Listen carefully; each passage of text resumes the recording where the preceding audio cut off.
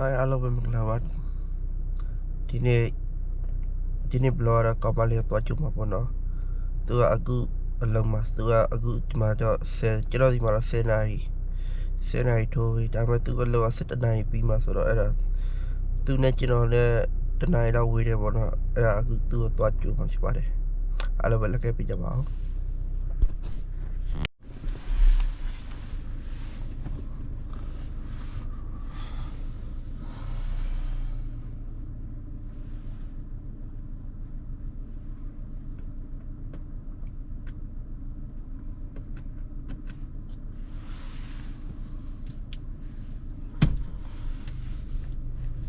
Tahu apa?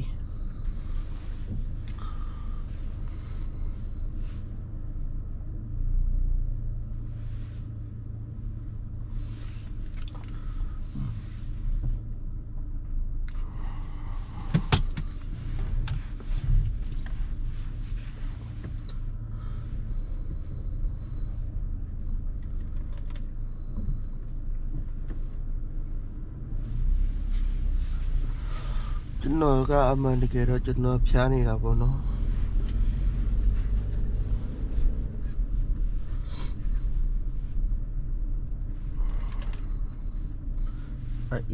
အေးမိပြီးတော့ဖျားနေတာကျွန်တော်ဖျားရနေရ3ရက်ရှိပြီ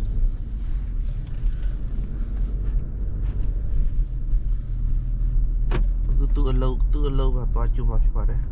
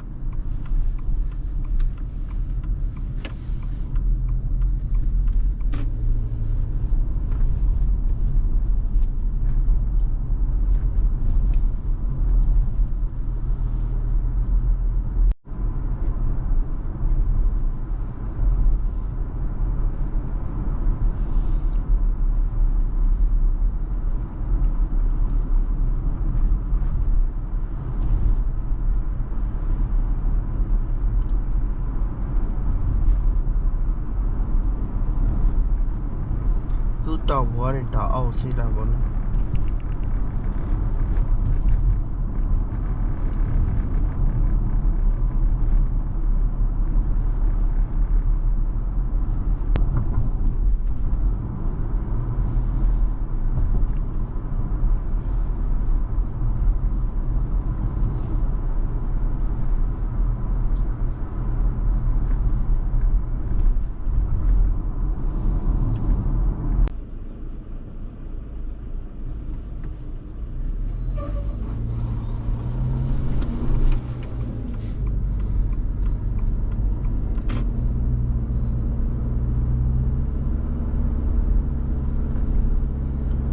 ဒီလောက်အေးတာသူဟိုပါလဲ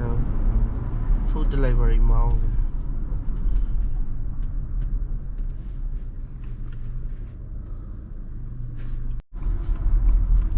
အခု highway တက်မှာပေါ့နော် highway တက်မှာဖြစ်ပါတယ်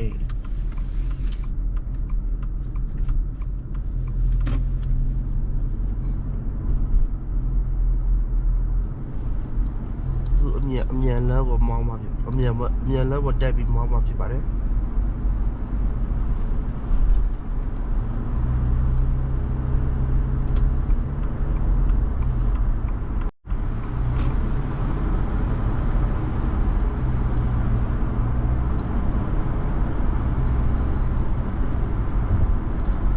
အခုအမြန်လမ်းပေါ်ရောက်ပါပြီ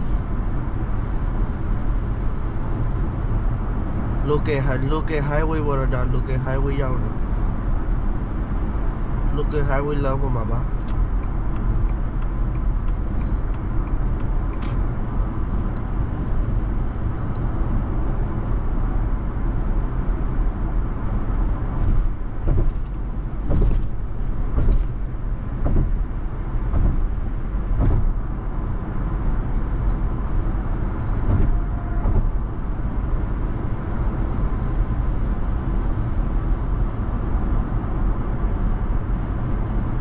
national highway မှာကီလိုမီတာဆိုလို့ရှိရင်ကီလိုမီတာ100နဲ့ပေါင်းနေတာပေါ့နော်အခုမိုင်နဲ့ဆိုမိုင်60ကျော်မိုင်60မောင်းနေတာပေါ့နော်တကယ်မေး highway မရောက်သေးဘူးအခုကီလိုမီတာ100နဲ့ပေါင်းနေတာဖြစ်ပါတယ်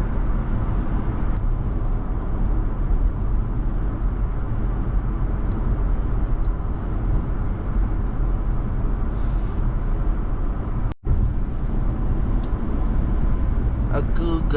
main highway ပေါ်တက်ပါပြီ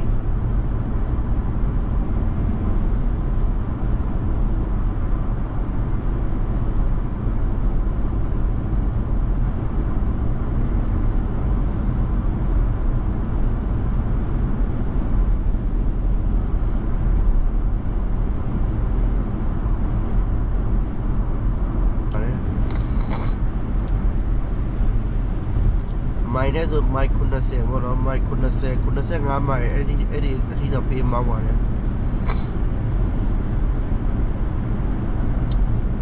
အဲ့ထက်ကျော်တော့ပေးမှာပါအဲ့ထက်ကျော်ပြီးတော့မမောင်းနဲ့ပေါ့နော်80လောက်ထိတော့မမောင်းနဲ့ပေါ့နော်အဲ့ဒါဆိုကြည့်တော့ရဲဖက်ပါနဲ့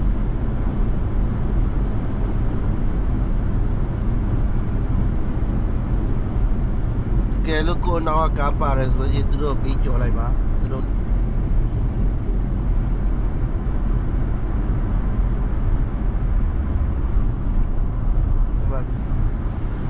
ကျော်သွားပါပြီအဲ့တော့ကိုအဲ့ဒီခါကျကိုရီးယားအမြန်လမ်းမှာကိုပြန်ဝင်တော့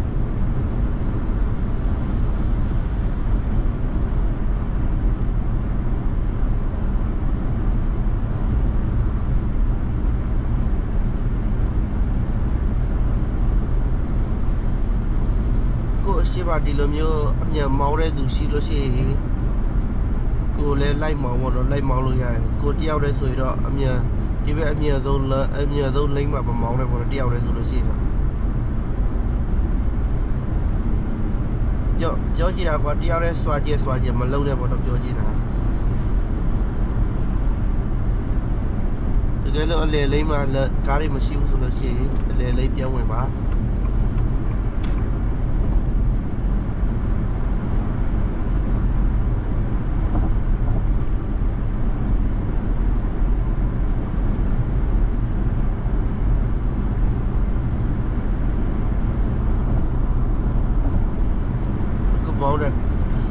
ပေါ်တဲ့80ဒီပါရှိနေပြီတနိုင်မိုင်80ဒီပါရှိနေပြီ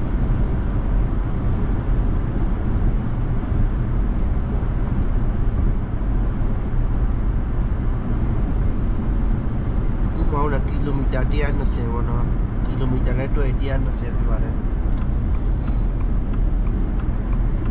မိုင်နဲ့ဆိုလို့ကြည့်မိုင်နဲ့ဆိုတော့95မိုင်ပေါ့နော်တနိုင်မိုင်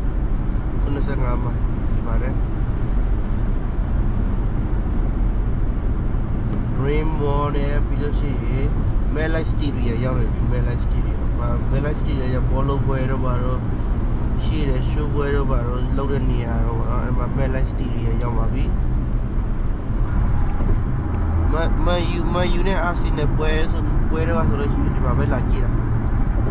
ဒီ Studio အကြီးပဲလာကြည့်တာပေါ့နော်လူပေါင်း8000ကျော်ဆက်8300လာမသိအဲ့လိုကကြည့်တာMelite Studio မှာ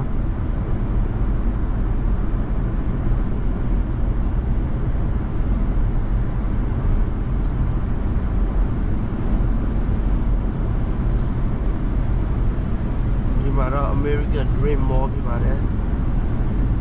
အထဲမှာတော့ activity တွေတော့အများကြီးပဲအထဲမှာတော့ပျော်စရာရွှေစရာတွေတော့အများကြီးပဲပြီး shopping mall ကြီးပေါ့နော်အထဲမှာ ice skating နဲ့လုပ်လို့ရတယ်အထဲမှာ skate စီးလို့လည်းရတယ်အကုန် skate ဝင်းလည်းရှိတယ်အကုန်ရှိတယ်ပေါ့နော်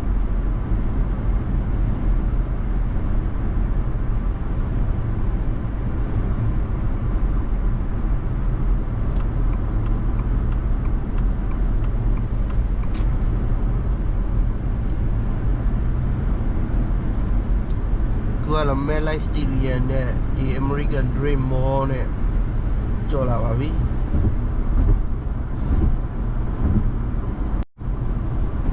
ရှေ့မှာဆိုလို့ရှိရင်တော့ New York City ကိုမြင်နေရပါပြီပေါ့နော်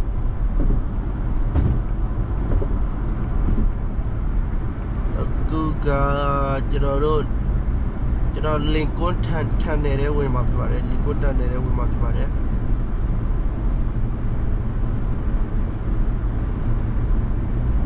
နောက်ခဏနေဆိုလို့ Lincoln ထန်နေတဲ့ဝင်မှာဖြစ်ပါတယ်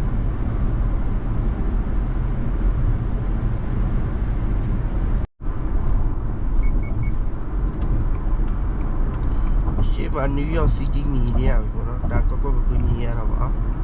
New Jersey ဘက်ခြမ်းနေမြင်ရတာဖြစ်ပါတယ်အခု Lincoln ထန်နေတဲ့ဝင်မှာဖြစ်ပါတယ်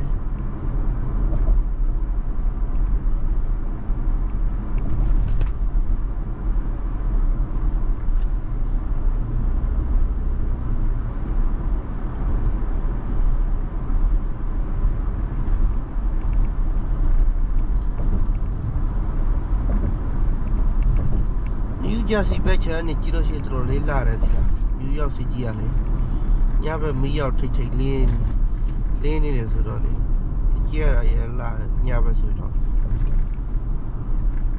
နေဘက်ဆိုလို့တမျိုးတစ်ပုံလေးလာဒါပေမဲ့ညဘက်ကျတော့ညဘက်တော့ပူကြိုက်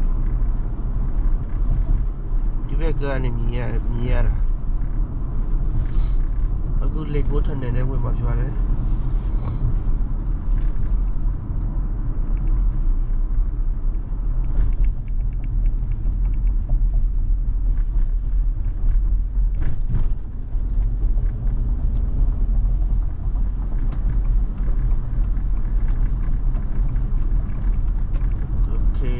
တန်နေဝင်ပါပြီ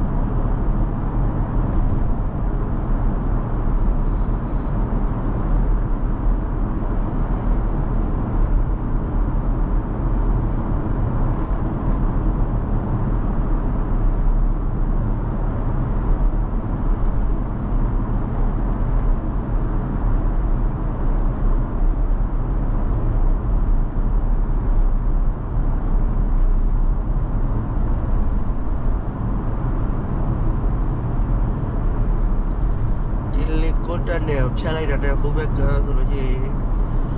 New York City မြို့တွေရောက်လာပါတော့မြို့တွေရောက်ပြီပေါ့နော်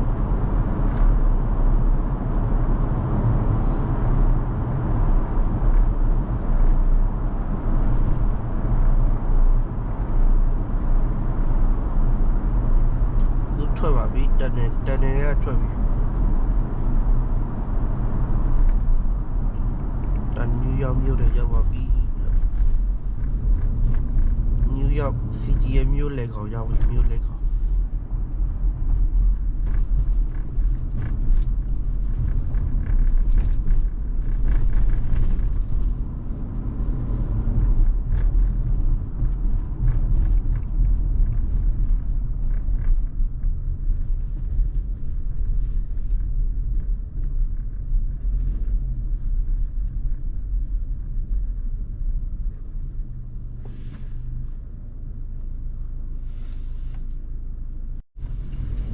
ပြီးတော့ဒီမှာတခုပြပါသေးတာဒီက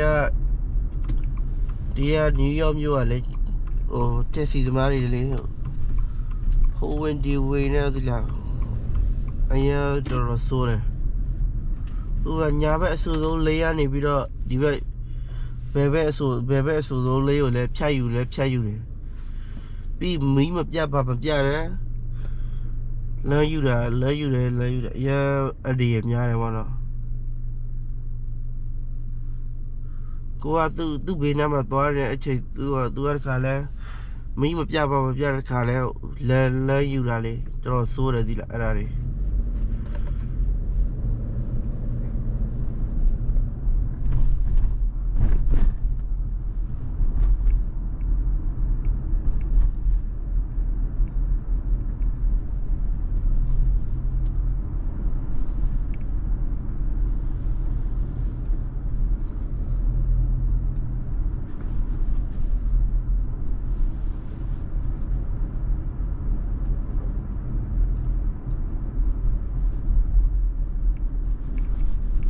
ဒီလိုချိန်ကားမောင်းတော့စိတ်ချမ်းသာတယ်နီးရောင်မျိုး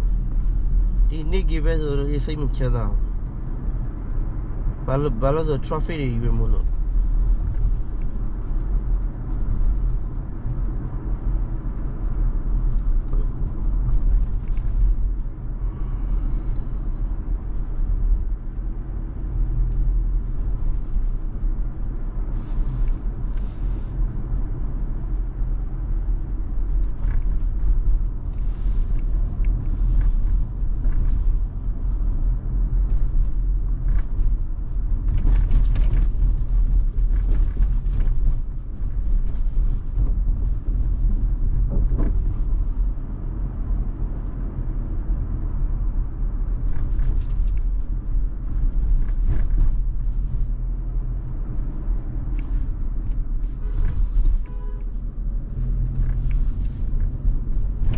Holy shit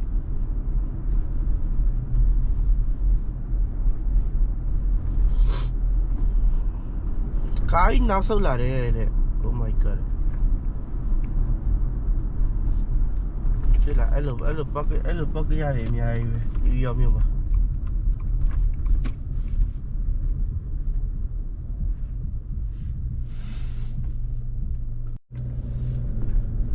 အခုကြောင့်နေတော့စူဟိုဖြစ်ပါတယ်စူဟိုကတော့ပါလဲဆိုတော့တကယ်ပိုက်ဆံရှိပြီးတော့သုံးနိုင်ဖြုံးနိုင်တဲ့သူတွေနေတဲ့နေရာပေါ့နော်ပြောမှဆိုရင်အီတလီယန်အစားတွေလည်းရှိတယ်ပြီးလို့ရှိရင်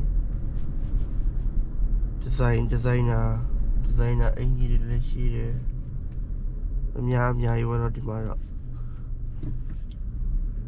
ပြီးတော့တရုတ်တွေနေတယ်တရုတ်တွေလည်းတွေ့ရဒီမှာဆိုလို့တရုတ်တွေရုရှားတွေတခြားလူမျိုးတွေလည်းရှိရပေါ့နော်ဒီနေရာတော့ငမဲတွေမတွေ့ဘူး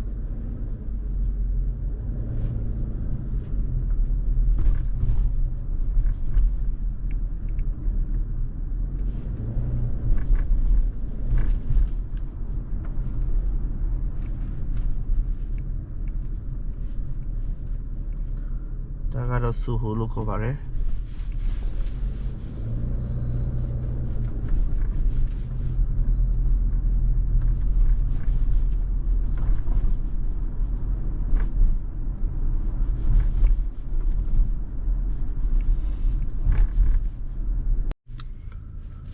ဒီကနေတော့ထား4-5 9မိနစ်10မိနစ်မောင်းလိုက်လို့ရှိရင်သူ့တီရောက်ပါပြီ။ကောမလေးရှိတဲ့အလုပ်ကိုရောက်ပြီပေါ့နော်။သူ့အလုပ်မှာသွားခေါ်ပါ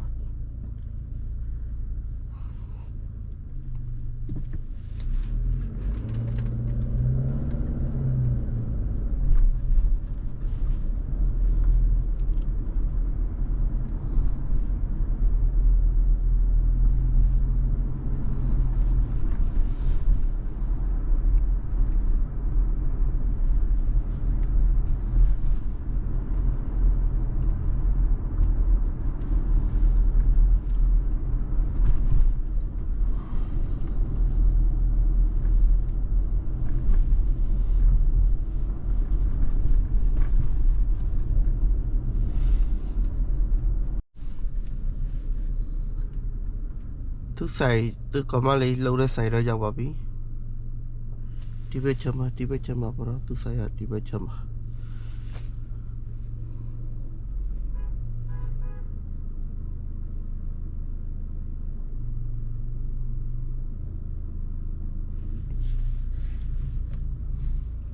အကူမီပွိုင်းမီနေတာကျွန်တော်မီပွိုင်းမီနေပါတယ်just kidding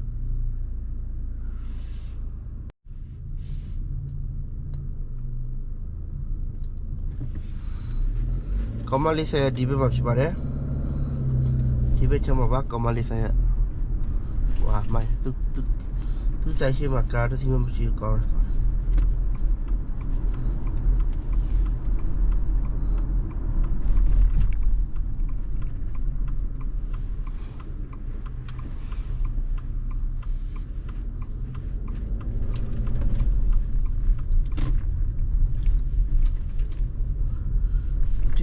ကားမောင်းနဲ့ဆိုတော့ test number 1ပေါ့နော်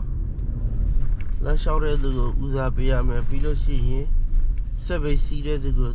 ဦးစားပေးရမယ်3ထားတယ်ပေါ့နော်သူတို့တခါလေးကြားလာ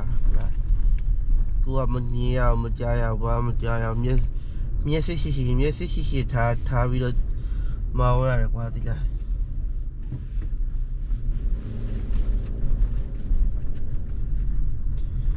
ဒါတော့ကောင်းမလေးရှိတဲ့လမ်းပေါ့နော်သူနေတဲ့လမ်းပြပါတယ်သူအိမ်ရတော့ဟိုရှေ့ဒီ stop site ကြော်လာတဲ့သူအိမ်ရောက်ပေါ့နော်ဒါပေမဲ့သူကအခုအိမ်မှာမရှိပါဘူးသူအလုံးမှာသွားခေါ်မှာဖြစ်ပါတယ်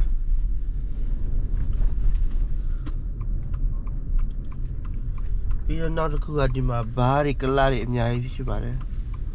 ဒီ weekend နေဆိုလို့ရှိရင်အရန်စီရပေါ့နော်စီကားတယ်ပေါ့နော်လူများကလာတွေလာတဲတယ်ဘားတွေလာတဲတယ်အရန်စီကားပါတယ်ဒီနေရာမနေ့မို့လေမနေ့3နိုင်4နိုင်အထိလူတွေအုံကြဲပဲကလာတွေဝင်မို့လူတွေကြိတ်တိုးတန်းစီနေရတာပေါ့နော်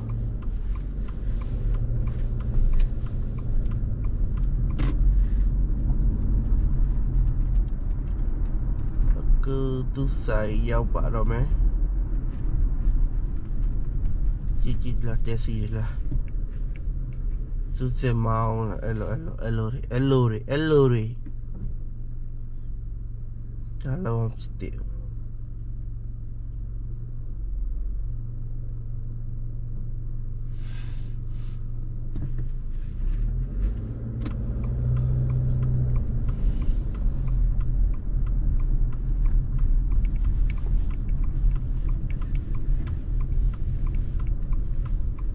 ကောမလေးဆိုင်ရှိရောက်ပါပြီလို့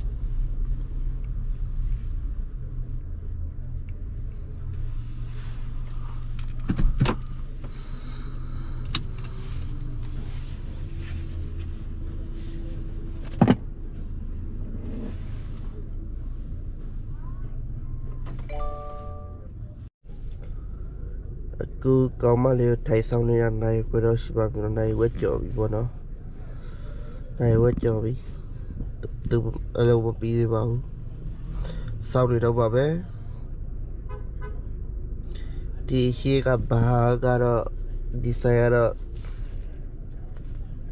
လူတွေကတော့တဖွဲဖွဲရောက်လာတာပဲအုပ်လိုက်တွေရောက်လာတာပဲတဖွဲပြီးတဖွဲဝေကြတယ်ထွက်ကြတယ်တော့ကားထဲမှာစောက်နေတော့ဖြစ်ပါတယ်ဆက်ဆောက်လိုက်ပါအောင်မယ်အလောပဲစီးဘာတော့ဆမ်လာဒီမကြပါတော့အမီ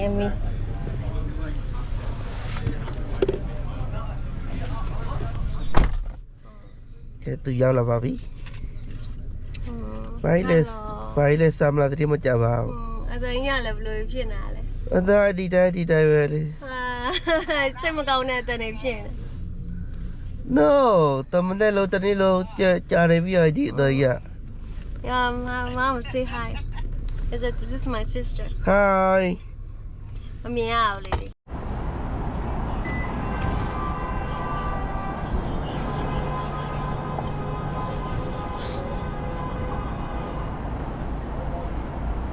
ဒါဘယ်သူလေးလဲ ထူးထူးဆန်းဆန်း ဒါဘယ်သူလေးလဲ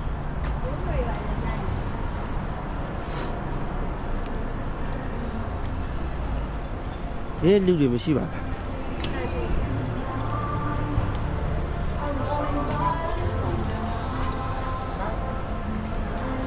ဘူးစလင်းဒီ